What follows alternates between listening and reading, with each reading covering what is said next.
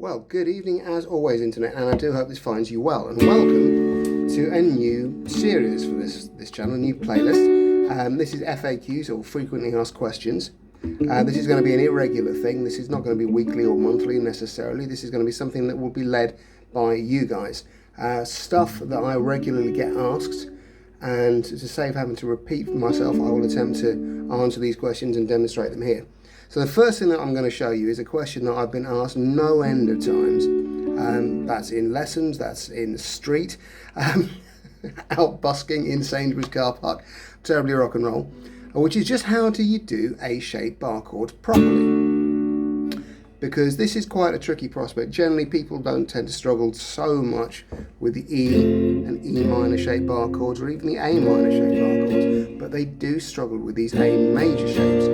Now, if you're new to bar chords, quick press here what's happening here. Well, you're taking the open A, and we're moving all the notes up by 1 fret, and putting a bar down to do the job of what the nut would do, or what a capo would do. And what I tend to see with players when they first start doing them is this. And then they ask me what's gone wrong with it. Or getting that kind of sound. They ask me what's wrong with it. There's a couple of things wrong with this. First off, when you're playing the A-shaped chord, your root note is on the A string, okay? Eddie 8. So that's where your bar should end. You don't want that low E string ringing out. At best, it's going to give you the sound of a chord inversion like this. So, not too bad a sound, but not the sound you're after. At worst, it's going to give you that, and the open string is going to ring out and completely clash with the rest of the chord. So what you actually want to do is just make sure that you're using the tip of the finger to mute the low E string, and then bring in the rest of the chord shape with the other fingers. Now, of course, the problem that you're very quickly going to find with doing this 3-finger method is that it's pretty difficult. It's hard work cramming all those fingers into 1 fret, especially as you get up towards the higher positions, and keeping everything accurate. It's very common, for example, for the middle finger to slip over, and there we have a flattened 5th in there inside that chord, and you hear some really horrible dissonant sound.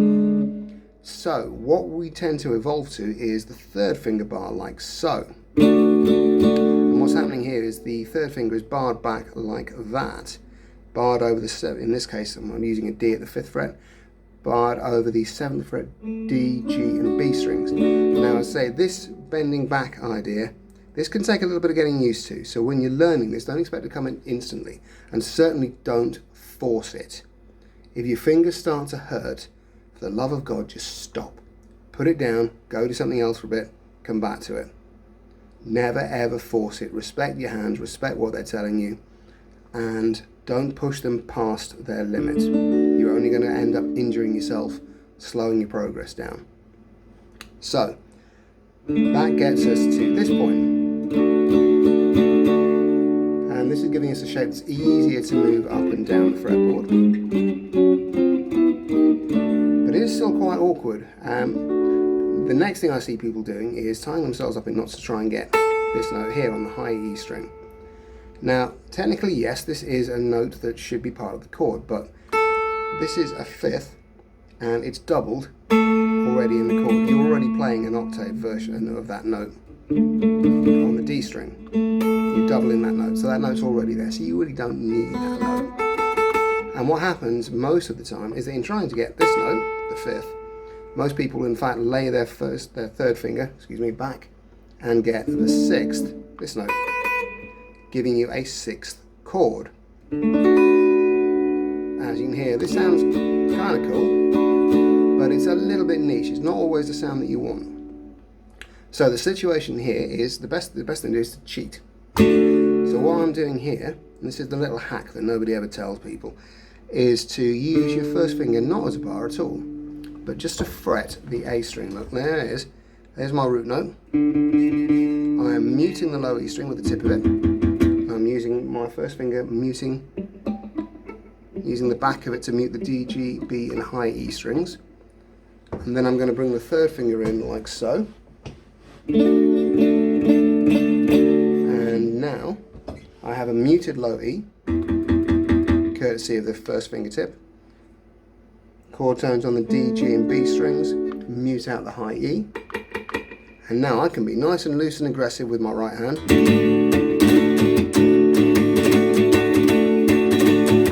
can give my Pete Townsend windmills, and the only notes that are going to sound are the notes of the chord, the ones I want to sound. Now, you'll notice with me my thumb comes a long way over the top of the neck. It's a quirk of my technique. This technique will work with all different thumb positions, and you'll find anyway that as you move your chord shape up and down the neck, you're going to want to adjust your thumb position in any case. But yeah, critical to getting this chord shape clean, mute the low E string, don't bar with the first finger, mute with it, use your third finger for the bar, mute out the high E string.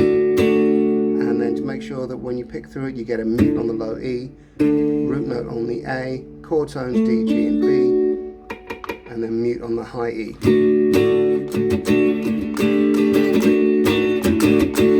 Okay, well I hope that was useful. I hope that cleared a few things up.